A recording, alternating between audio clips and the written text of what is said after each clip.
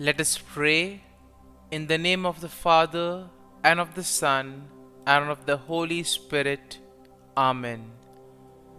O Jesus, through the Immaculate Heart of Mary, I offer you my prayers, works, joys, and sufferings on this day for all the intentions of your Sacred Heart, in union with the holy sacrifice of the Mass throughout the world, in reparation for my sins, for the intentions of all my relatives and friends, and in particular for the intentions of the Holy Father.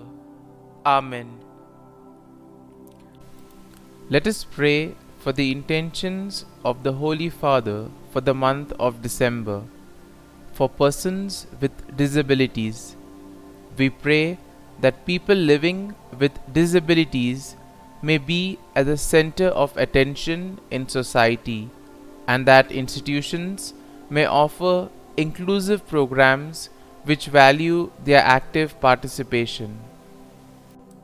Our Father, who art in heaven, hallowed be thy name.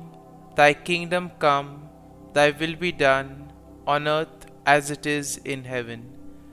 Give us this day our daily bread, and forgive us our trespasses, as we forgive those who trespass against us. And lead us not into temptation, but deliver us from evil. Amen. Hail Mary, full of grace, the Lord is with you. Blessed are you amongst women, and blessed is the fruit of thy womb, Jesus. Holy Mary, Mother of God, pray for us sinners, now and at the hour of our death. Amen. Glory be to the Father, and to the Son, and to the Holy Spirit, as it was in the beginning, is now, and ever shall be, world without end. Amen. My dear friends, as we enter in the presence of the Lord, as we have decided to spend this time with the Lord this morning, let us begin by thanking the Lord for all the good things, for all the blessings, all the graces that He has given us all through our life.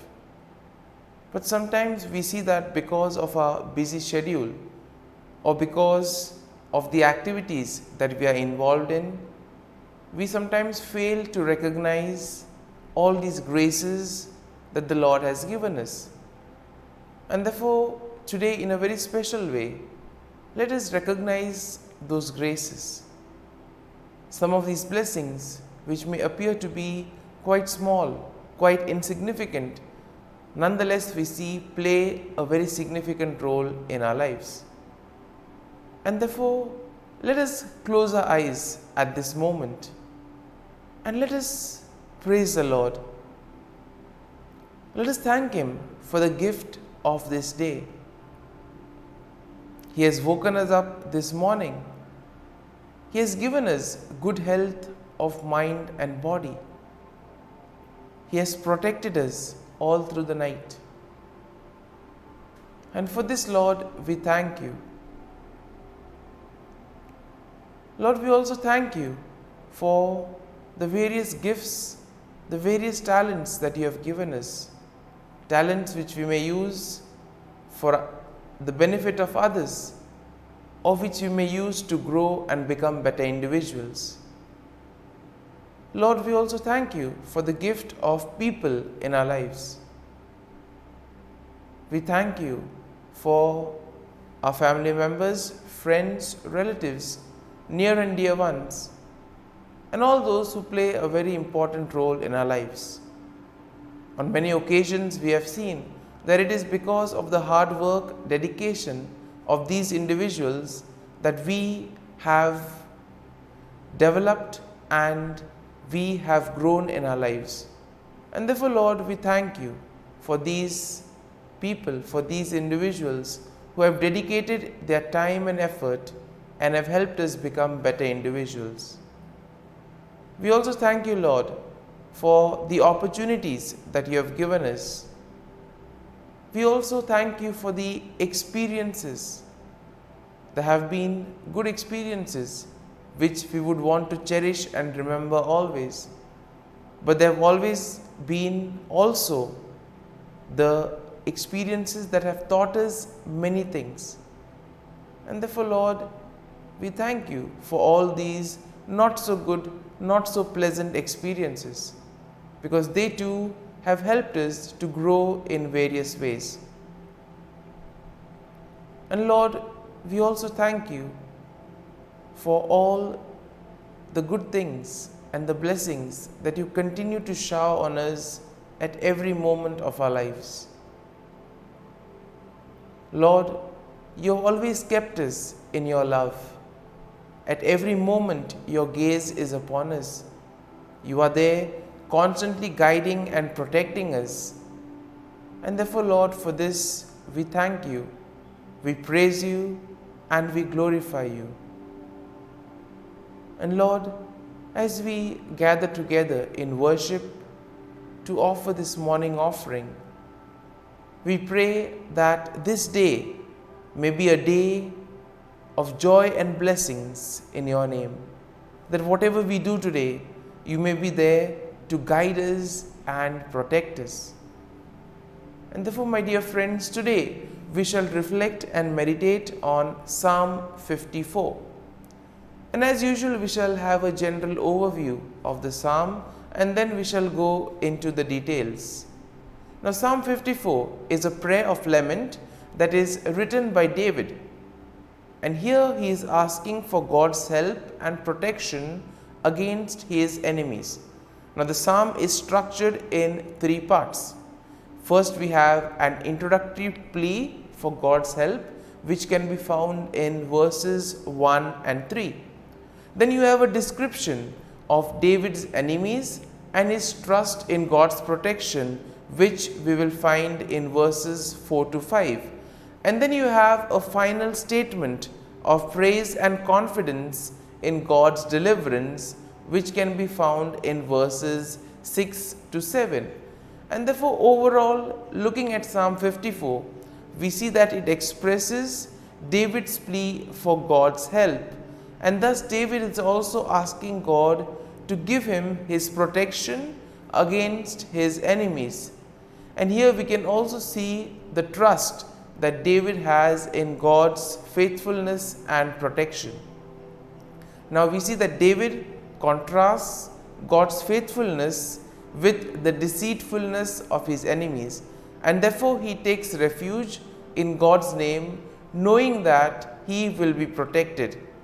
And here we see that the psalm emphasizes the importance of turning to God in times of trouble, of having faith and trust in the Lord, and at the same time the hope and confidence that comes in trusting in God's deliverance. And therefore, verse 1 of the psalm begins with David's plea for God's help, asking God to save him by his name and vindicate him by his might. And here we see that David is in distress and he feels helpless against his enemies. And then we see that he turns to God for help. Now, verse 2 describes David's enemies. And how are they described? They are described as strangers and violent men who seek his life. Now, these enemies of David are not named, but they are likely to be associated with the time when David was fleeing from King Saul. And therefore, David notes that these enemies do not set God before them, meaning that they do not fear God or acknowledge his sovereignty. And therefore, this is a good message for us also when we are faced with difficulties, when we have difficult moments in our lives. We can always turn to God, who is ever willing to protect us. Now, verse 3 continues with David's plea for God's help. And here we see that David is asking God to hear his prayer and give ear to his word. David trusts in God's faithfulness and in his ability to answer prayers. And here we also see that David asked for God's mercy and grace in time of need. Verse 4 will then begin the second part of the psalm, in which David describes his enemies and his trust in God's protection. David notes that God is his helper and that he has always been sustained by God's power. Now David will contrast God's faithfulness with the deceitfulness of his enemies. And here we see that David sees his enemies as those who seek to harm him even though he has done them nothing wrong. Sometimes we too may have the same feeling. We have done everything right, but still there are people who persecute us, people who do evil against us. And in this time we can relate to David and see how he went about. Verse 5 continues with David's trust in God's protection, noting that God will deal with his enemies and he will destroy them in faithfulness. David trusts in God's deliverance and takes refuge in his name, knowing that God will protect him from his enemies. And therefore verse 6 now will begin the final section of the psalm, in which David expresses his confidence in God's deliverance, and therefore he gives thanks to God for his help.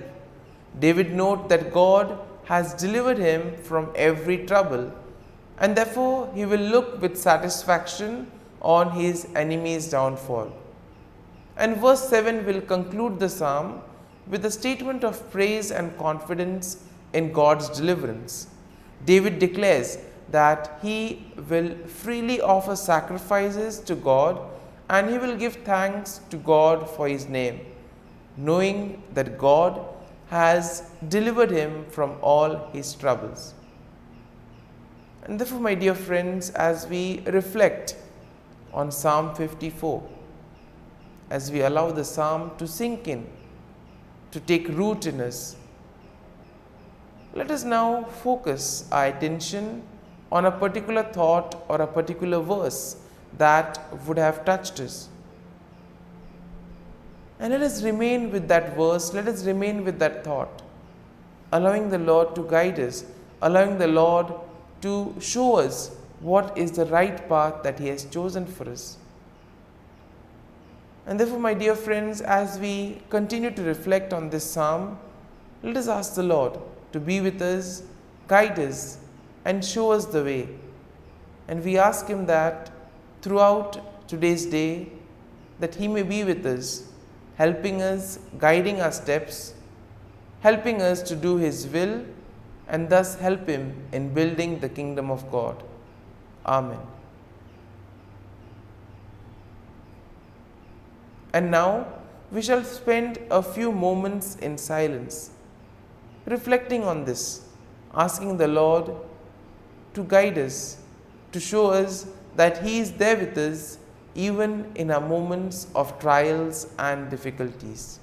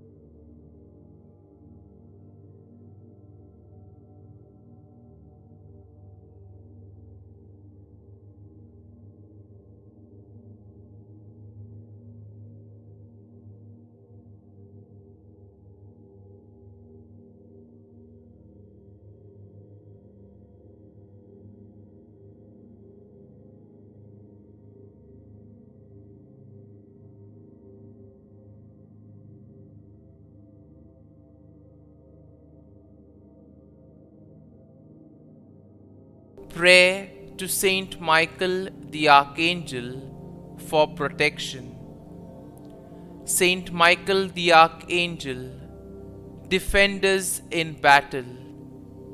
Be our defense against the wickedness and snares of the devil.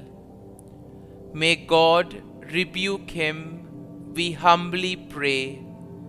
And do thou, O Prince of the heavenly hosts, by the power of God, thrust into hell Satan and all the evil spirits who prowl about the world, seeking the ruin of souls.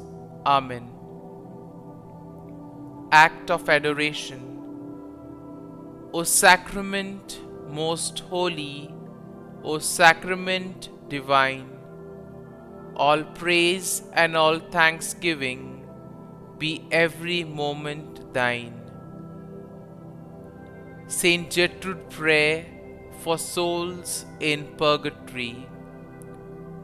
Eternal Father, I offer thee the most precious blood of thy divine Son, Jesus, in union with the masses said throughout the world today, for all the holy souls in purgatory, for sinners everywhere, for sinners in the universal church, those in my own home and within my family.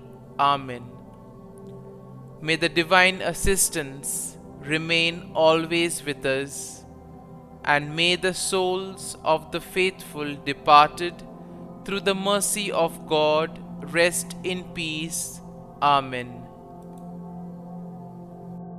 Glory be to the Father, and to the Son, and to the Holy Spirit, as it was in the beginning, is now, and ever shall be, world without end.